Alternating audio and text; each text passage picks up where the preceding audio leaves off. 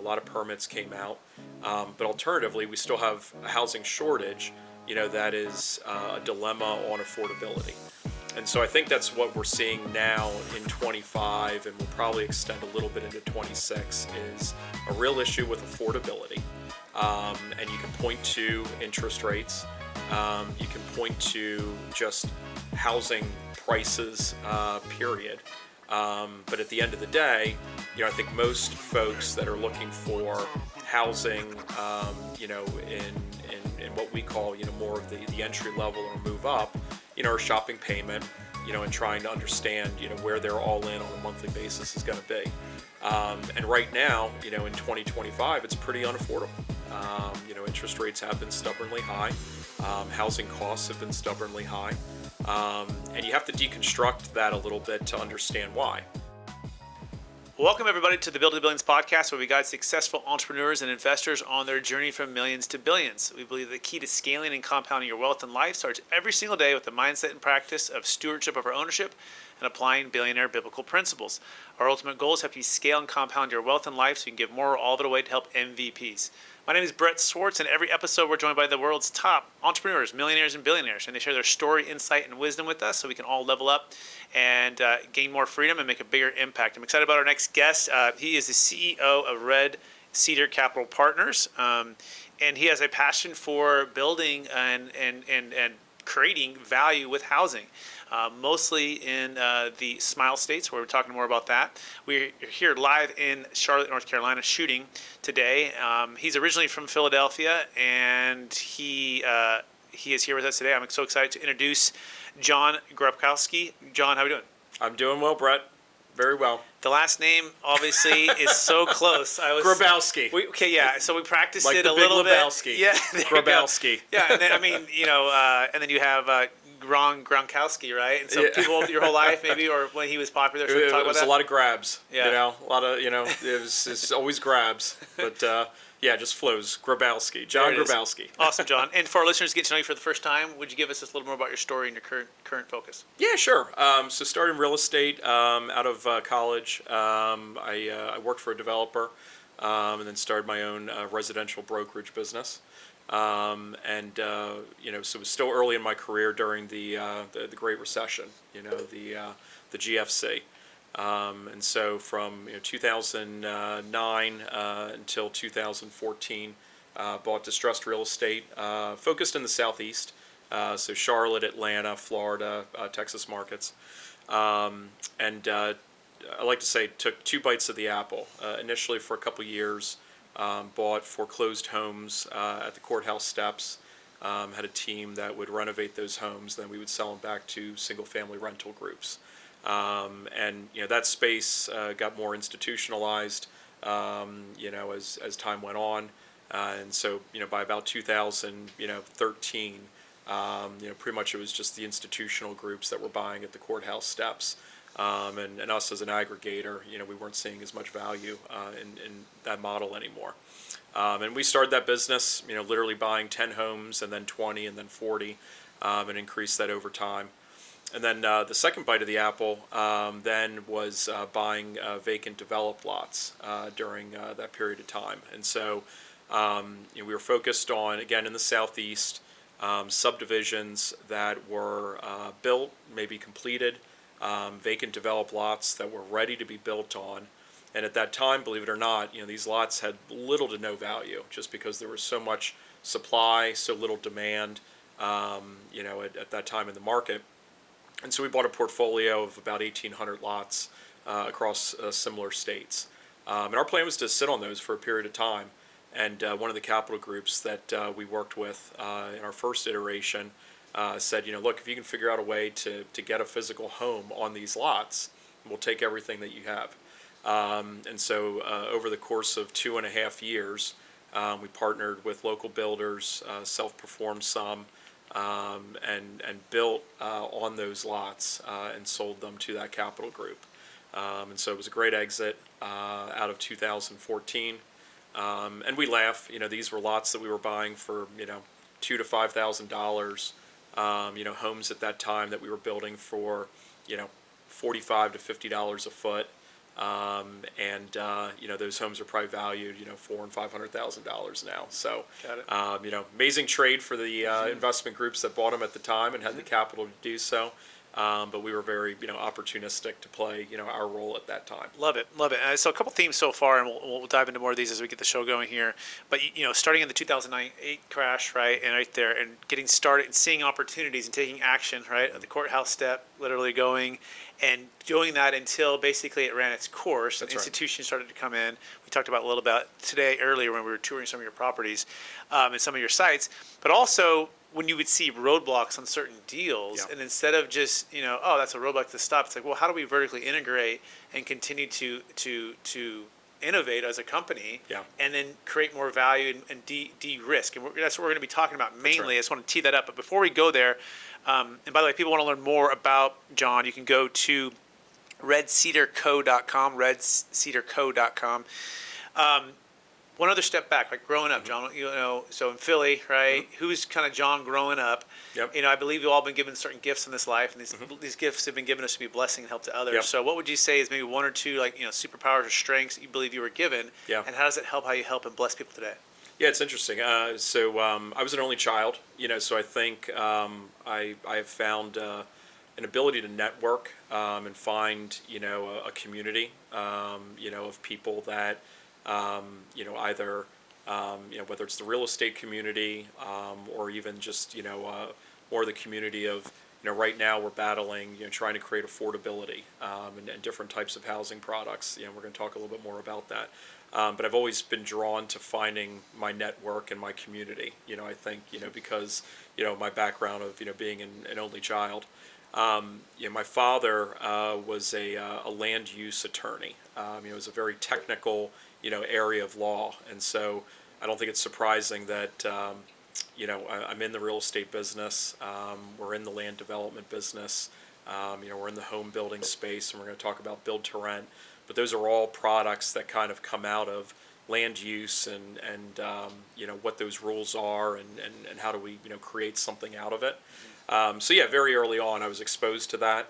Always found interest in that. Didn't, necessarily set out to be a developer or a home builder.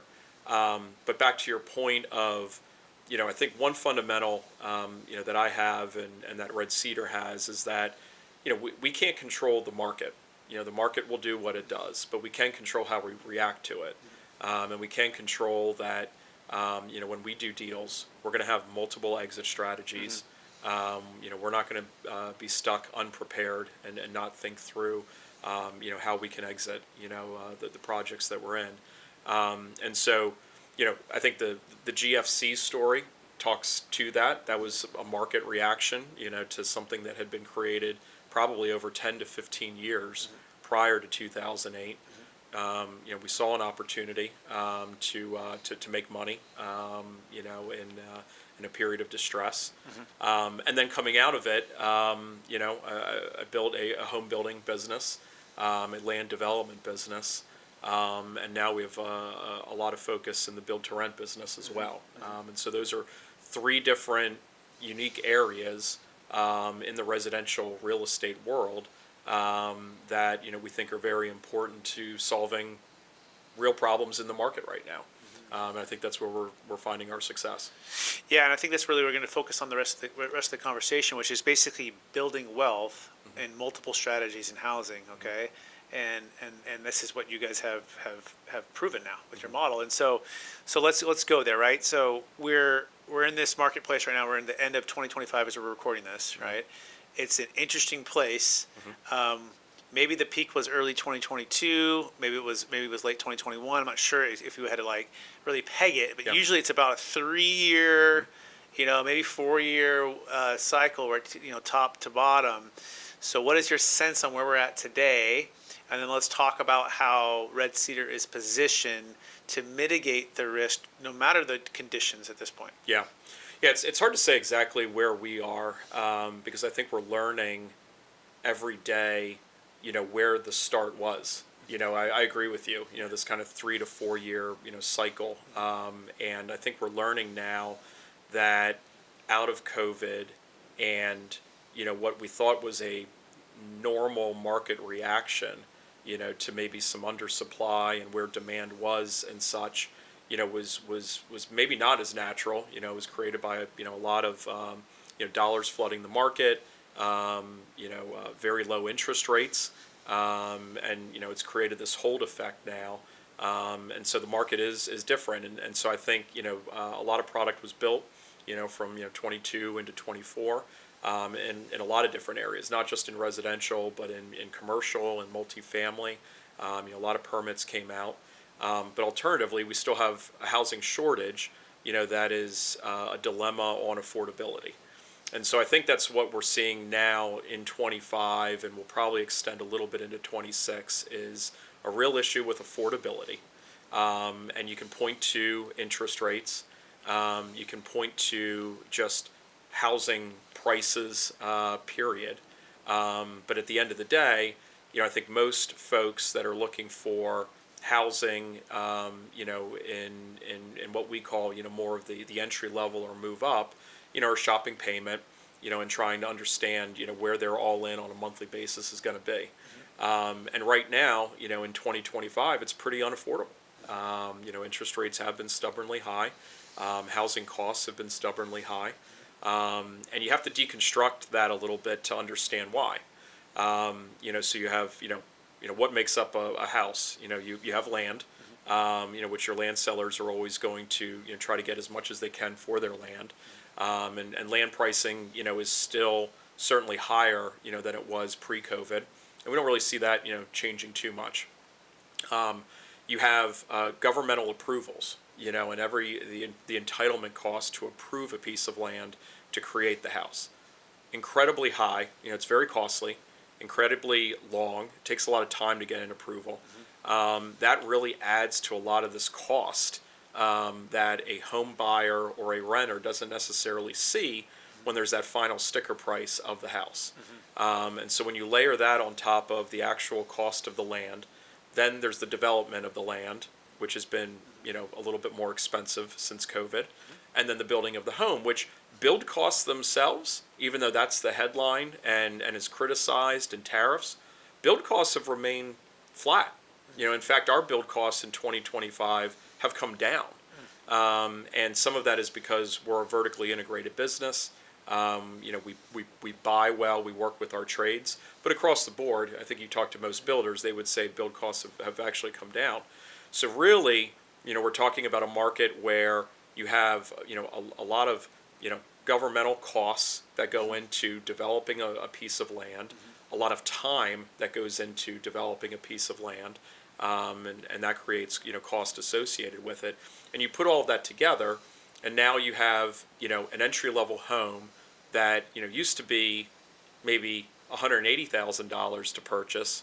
It's now $300,000 to purchase at a 6% mortgage rate instead of a 3% mortgage rate, where it was during COVID.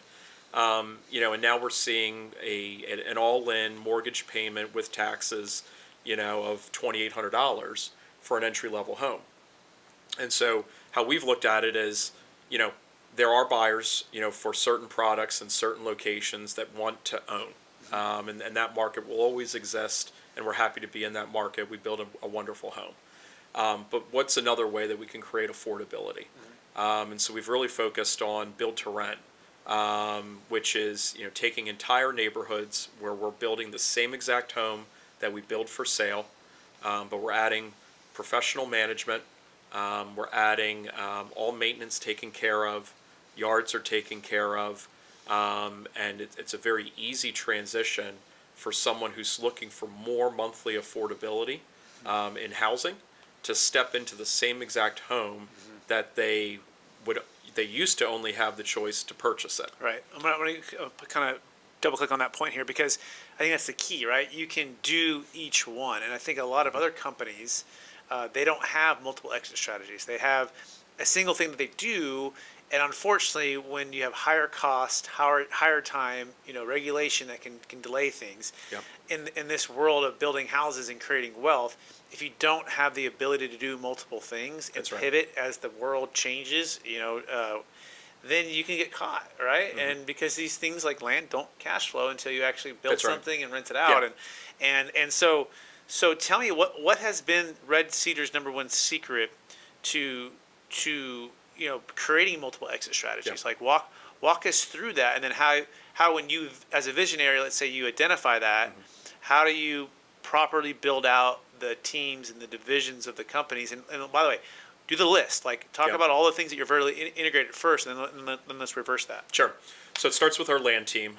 We have a very strong, land sourcing team, and we source land throughout the Southeast. And that's the top of the funnel. So it starts with land acquisition, finding sites that work for either developing lots and just putting lots on the ground for other builders, developing residential lots and putting them on the ground for Red Cedar homes for sale housing, or the same lot that would be available for build-to-rent capital to invest in. But at the end of the day, that's where the initial value is created in the land buy and the location of the land. And so we take that through a typical entitlement approval process, and then that's step one.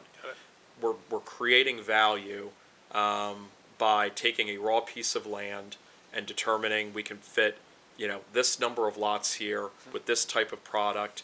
And once it's ready to go and approved by a municipality, and we've done that work with the people that we have on our team, we've created real value. Right. Yeah. And we can monetize that value if we want to, just at that point. Most of the time, we'll choose to roll it and then decide, are we going to just develop these lots and sell them? Are we going to develop the lots and build on them for sale? Or are we going to develop the lots and build rentals on them?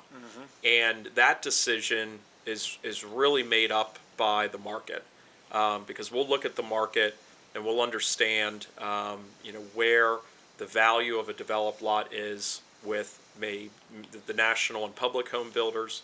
We'll determine the value of that lot for Red Cedar Homes, and then we'll determine the value of that lot on a build-to-rent model. I'm going to capture it real fast here, right? So yeah, obviously step one, land team, buying the land, entitling the land, getting it going. Step two is the development. So it's either fully developing the land, so finished lots, right, and sell to like a national home builder or somebody. Develop to build to sell, meaning you're actually going to build the unit and you're going to sell the individual unit or collectively like 150 homes all at once. Or build to rent, right? So you're going to build them all and you go, that's not a good time to sell. So you have multiple options and multiple opportunities of timing. That's right. To execute on this. And this is key, right? Because we were talking about a story as we toured. I think we toured like 5-year projects just in the last couple hours here today. And you said, one of them, the buyer, he couldn't perform, right? I mean, this is a couple of years ago, couldn't perform, and the seller you had a direct relationship with, and so they couldn't perform or wouldn't perform or whatever. So you came in and bought it, but talk about that deal, that project, and how you made it a win-win for the seller and the buyer ultimately. Yeah. So. Project that we purchased about a year ago, and it was a $6 million piece of land that had been under contract for several years from a well-known institutional capital group, and just methodically working through their due diligence, they kept extending. We had a relationship with the land seller. He just reached a point where he didn't want to extend any further. And so he called us, and we understood the deal. We liked the location of the land. We thought that there were various uses for it. And so then we went under contract, and during our due diligence, it occurred to me, why not just reach out to the first group that was under contract and see what their purpose was. And what we learned in the brief conversation was that they actually wanted to hold a rental community there. And so we quickly pivoted and said, well, why don't we just step in and build it for them, and they can just purchase from us. And so that's what we did. And so we closed on the land. We secured a deposit from the group that had previously been in contract for the right to purchase the units that we were going to build there.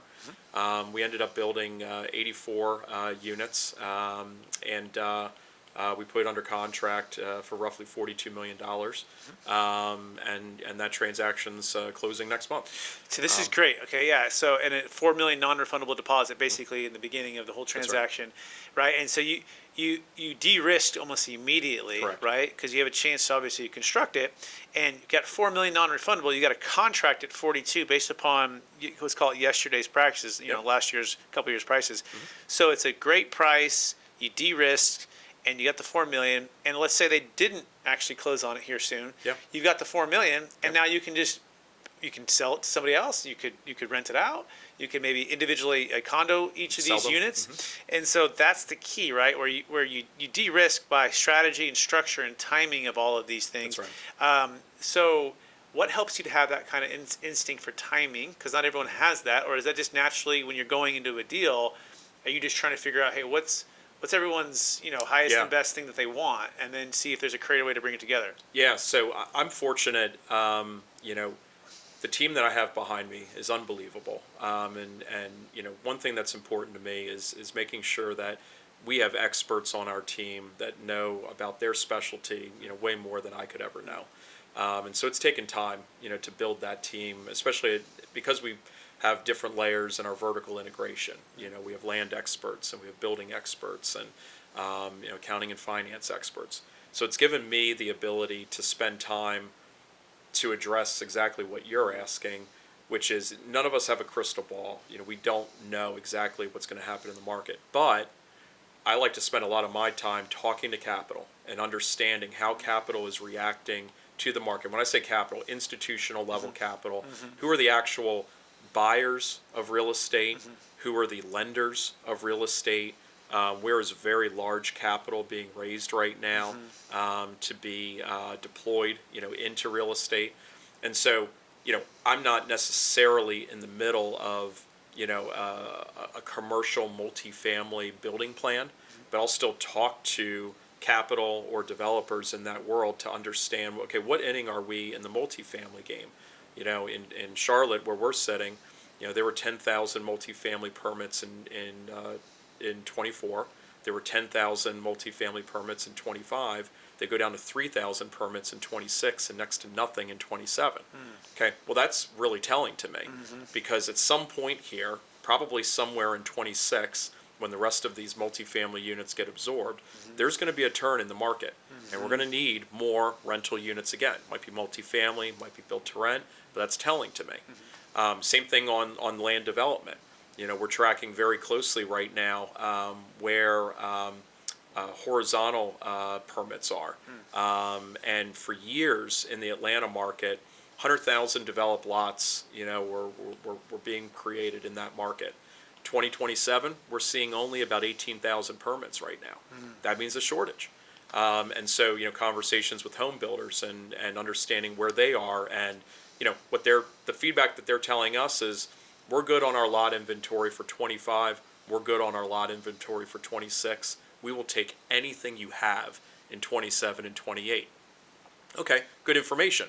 Maybe I'm a seller for land for 27 or 28 lots, but more importantly, now I'm thinking they're telling me that there's going to be some level of shortage, more demand, more value that's going to be created in 27 and 28.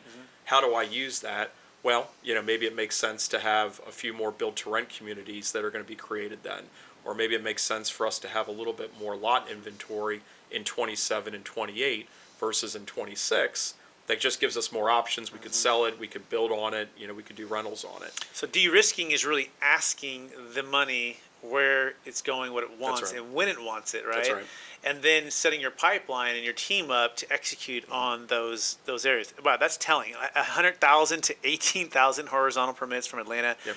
That's a 90% decrease, right? Yep. Gosh. Yep. And then just for this area, 10,000 housing permits down to basically next to zero in 2027 for developing lots, right? So For multifamily. multifamily, right? For multifamily. So okay, so got it. So you have land team acquiring, you have developing to sell, developing to build to sell, and then developing to build to rent.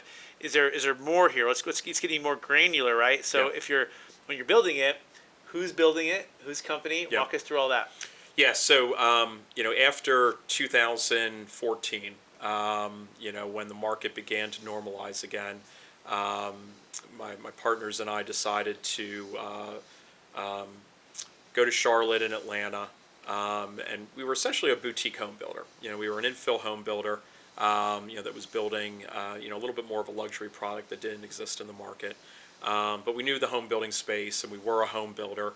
But we were building higher end homes at that time. We were also developing, land prior to COVID.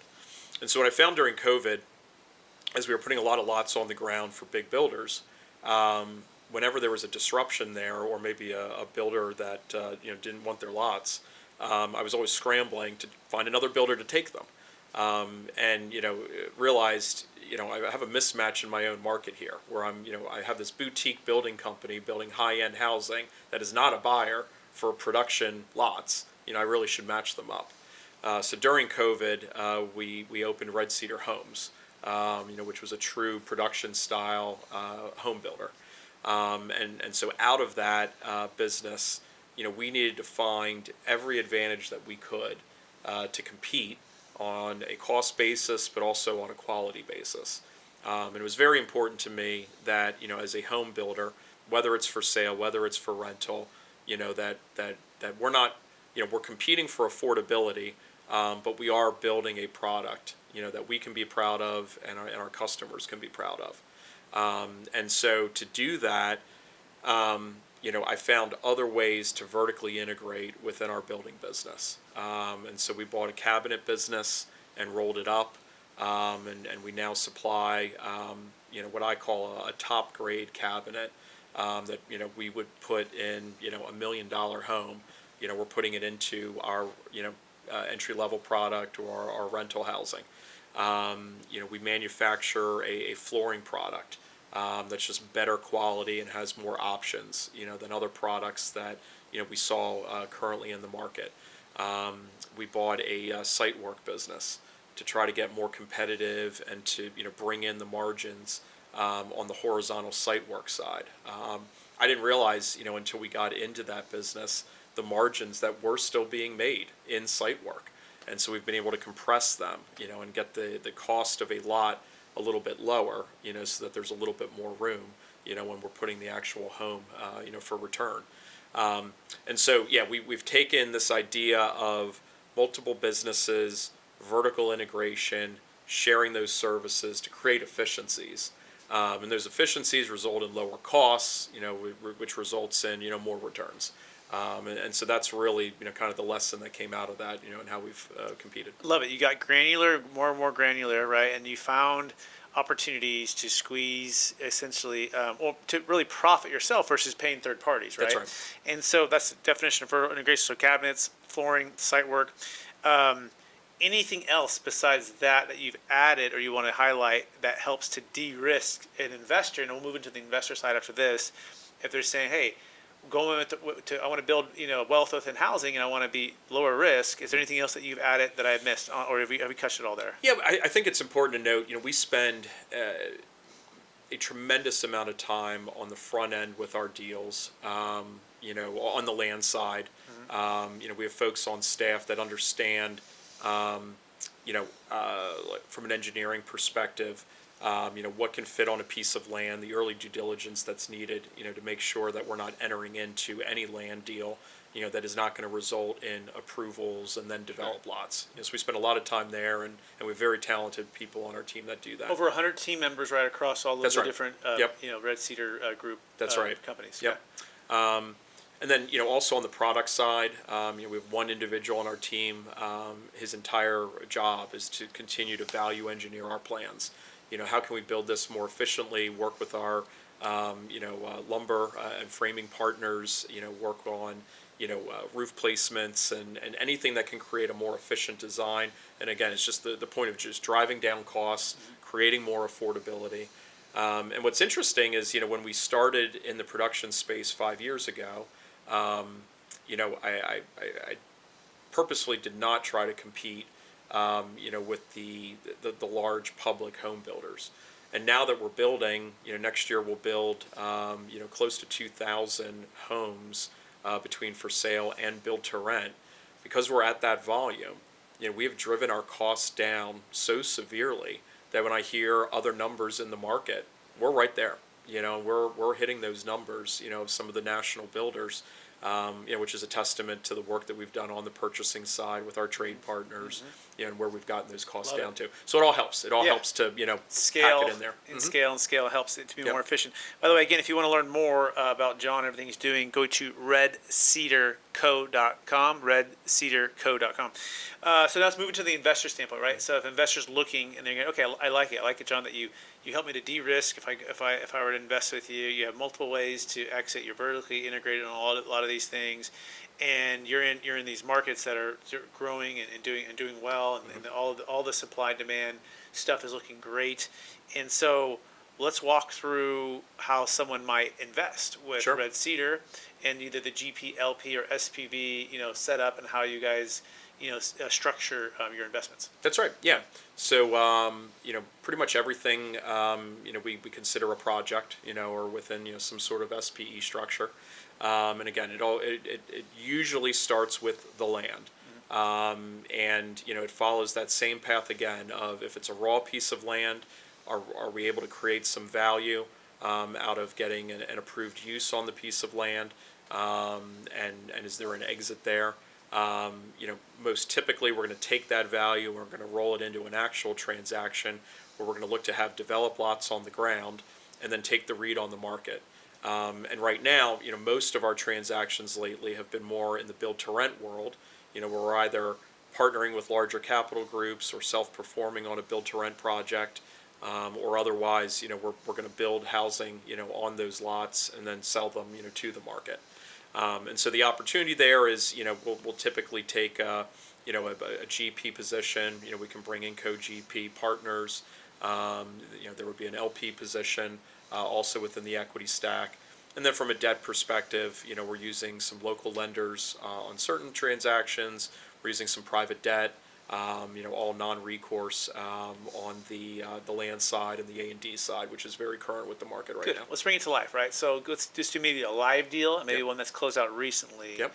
And let's just talk about the GPLP debt stack. Yeah, sure. Yeah. So let's talk about a build-to-rent deal, and then Sure. let's talk about a developed lot deal to sell. Okay. So on a build-to-rent deal, if it's let's call it a $20 million transaction, and there's going to be a land development component and then the vertical build. Typically there's going to be, maybe 60% of debt, $12 million of debt. Call it $8 million of equity. Typically we're doing, some level of a 90-10, on the GP LP there. So we'll look for an LP check of, roughly, call it $7 million, and then GP dollars of $1 million. And we're happy to, work with investors in either position. Yeah, so either let's in the focus on LP or the the GP. GP for a second. So Yep. they put let's say someone wrote a check for $1 million in this deal, right? And walk us through the deal hits the numbers. What do you think, on the 20 you sell it for, and what does that equate to for the $1 million return for them? Yeah, so on a project like that, that's typically we're building out that deal. I call a 7 untrended yield on cost, and we're going to look to sell it at a call it a 5.5, and create that spread of what we're selling. So based on those numbers, that $20 million deal, would sell for somewhere between 26 to 28 million. Okay.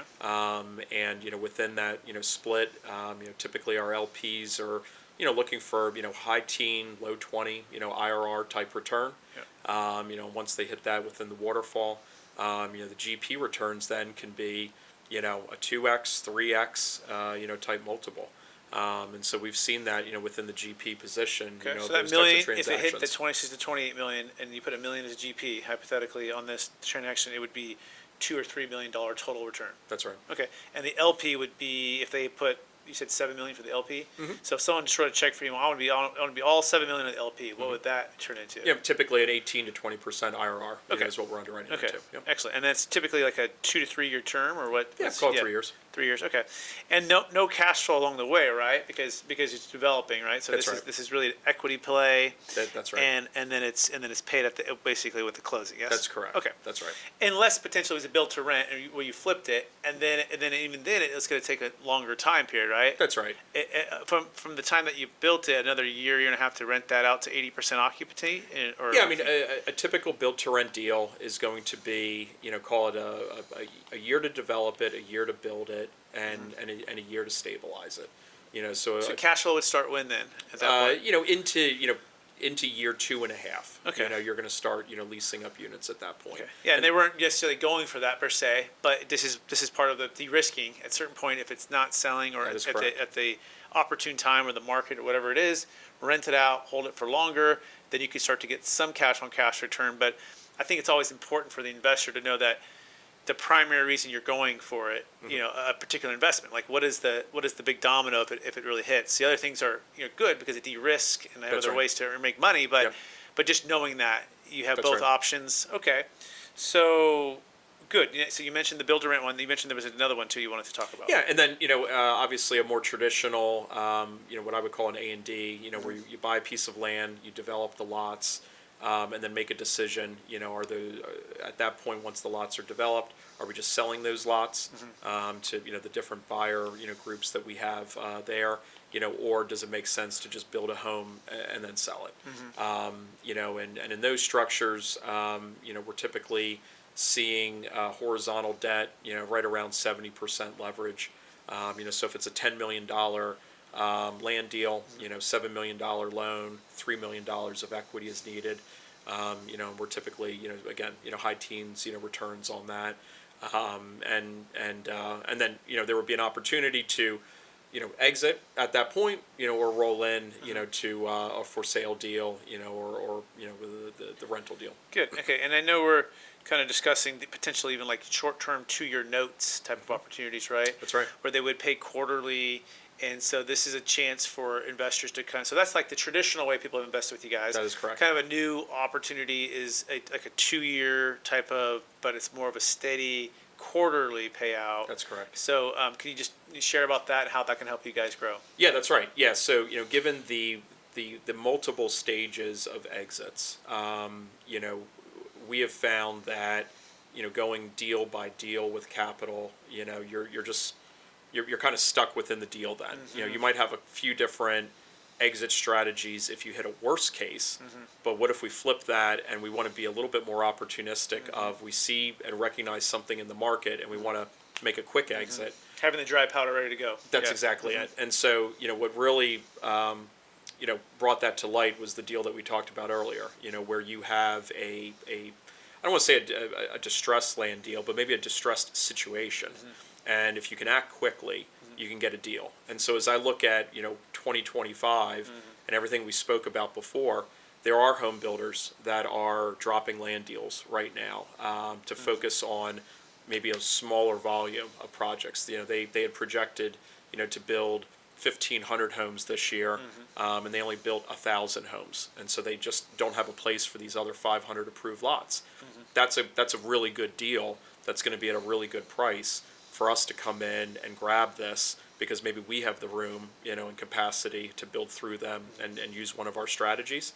And so just having the access to more dry powder capital is going to allow us to be quicker on our feet and find those opportunities where there's going to be more return. Yeah, it's a consistent stream Correct. that could water the existing deals or new deals versus That is correct. a dry pond that just dried up and you got to fill it up again to do That's the right. next one. So pretty simple. Again, people want to learn more, go to redcedarco.com, redcedarco.com. You can also go to capitalgainstaxsolutions.com as well to learn more. So let's move into the capital gains tax, right? Yeah. And so part of this potential new strategic alliance that we're forming here is the ability for those to either go into your deals, but also those who are exiting to be able to defer tax.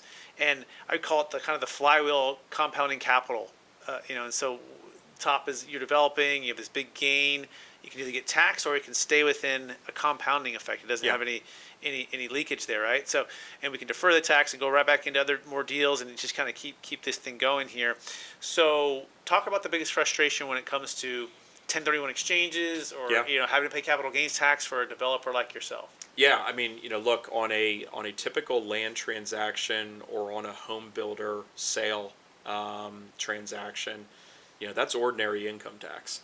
The build to rent exit, has been a little bit more interesting. That's a capital gains exit. But as we've gotten to know each other, and you've explained your system, I think there's such a better solution as you've called, the effect of how to exit these, projects. That is probably the toughest conversation that we have, with high net worth individuals, that we've traditionally worked with. Sold on the idea, sold on real estate, sold on our knowledge of the market, sold on our execution. What are my tax consequences? And most of the time, we're working with investors that, probably had some event happen, or some influx of cash, and they're looking to place it, and make return on it. And I think, what you have come up with in your strategies, is an incredible way, for that type of person and who has that type of liquidity to work within that system. And then, the returns, because I would say real estate returns are meant to be a little bit more outsized because they do have some poor tax treatments. And so if you look at it and it's like, okay, we're going to take advantage of these outsized returns and apply better tax treatment to it. Now we're really doing something amazing here. Yeah, it's exponential and it's transformational for families and for investors and for groups like yourself. Everyone really wins, and ultimately it creates more housing, which is the top, one or two crisis in the world, right? Especially for America for affordable housing. And so key things here, right? I want to make sure everyone caught this. So you talked about ordinary income tax and capital gains tax. For those that are listening, we can defer capital gains tax. Yes, that's simple. We can also defer ordinary income tax on certain cases and certain deals, like, for example, flipping land. We have worked with sellers and clients. We did $46 million in Texas with two sellers who never actually owned the land. They just tied it up under contract, and then they found the national home builder, and they took it through some entitlement process, right? And then they flipped it. And so they owned it for a half second, but we were able to defer all of their ordinary income tax because capital gains tax treatment is 1 year and a day. We can also do that. So if you're listening to this, if you have Bitcoin, business, real estate, massive capital gains tax of $1 million or more, you want to reach out to us because you can defer that tax. And then you can turn around and invest into whatever you like, whenever you like, back into Red Cedar Homes, back into the stock market, back into your own deals, and you can diversify that wealth. It's such a powerful way to compound and multiply freedom and impact, which is why we're here at Capital Gains Tax Solutions. By the way, if you want to learn more, you can go to capitalgainstaxsolutions.com, and you can also pick up the book, Building a Capital Gains Tax Exit Plan, with Kevin Harrington from Shark Tank, capitalgainstaxsolutions.com. As well, we are going to go to lightning round. You ready? Let's do it. All right. Knowing what you know now, if you go back to your 20-year-old self, John, what's the one golden nugget make sure to tell yourself to do? At 20 years old, tell myself to listen more. I think I've found in the past 10 years, God gave us, two of these and one of these. We've heard that adage. And, listening more, would have been an earlier education, I think. That would have allowed, me to, strategize and probably gotten an earlier start than I did. Awesome. Learn through mistakes, but, ultimately it would have been great to, listen and, not made as many. Got it. Question number 2, number 1 book you've recommended or gifted the most in the past year? In the past year, read Traction, actually. That's a tremendous book on just systems and how to manage people, the integrator role necessary in an organization. And so that's something that we're now using within our corporate strategy. Nice. Top way you're using AI or ChatGPT? Yeah, so we're starting to look at AI on the procurement side. Very early stages, but we think that there's a solution on purchasing and how we bid our projects and interact with trades using AI. Excellent. Question number 4, what are you most curious about right now? I would say I'm most curious about, in the next 10 years, where our housing market is going to go. We're seeing a lot of just different dynamics and changes and new types of housing. We're seeing cottage units. We're seeing different types of density being used. And I think that the way that people are looking at housing, my guess is that it's going to turn into more of how people look at buying a car. Do you buy it? Do you lease it? We don't really care. It's just a car. And so I think there will still be people that want to own a home, but I think that there's a lot of people that are starting to realize that life is about traveling, life is about leisure and no maintenance, and a house is a house, and I'm just shopping a payment. Excellent. So I'm curious to see where that goes. Love that. Yeah. Question number 5: how do you best stay ultra healthy and super disciplined. Chasing after my kids. How many kids, John? 5 kids, and keep me on my toes. And but yeah, I think you have to find time for yourself, and find time to still work out, eat healthy. But if you have kids and you're chasing after them, that's certainly keeping the energy levels up. I love it. I love it. Number one leadership quote that you strive to live by, or even theme. It can be a theme or a quote. Yeah, I create an impact. I really believe that we have one shot at this thing, and I think whatever that impact is, it doesn't have to be financial, or the result could be financial, and you want to use that resource then to create other impacts. But create an impact, and then the other is we use here all the time is grit. We will not be outworked. We will work harder than anybody, and we'll roll up our sleeves, and we will be gritty, and we will get it done. I love it. And the very last question, and it's kind of really the heart of the podcast, which is a mindset and practice of stewardship over ownership. And maybe you kind of answered that in number 6, but give us a way that helps you to stay grounded in the stewardship mindset versus ownership. Yeah, I think the hard work trait. My father was the first person to go to college in his family.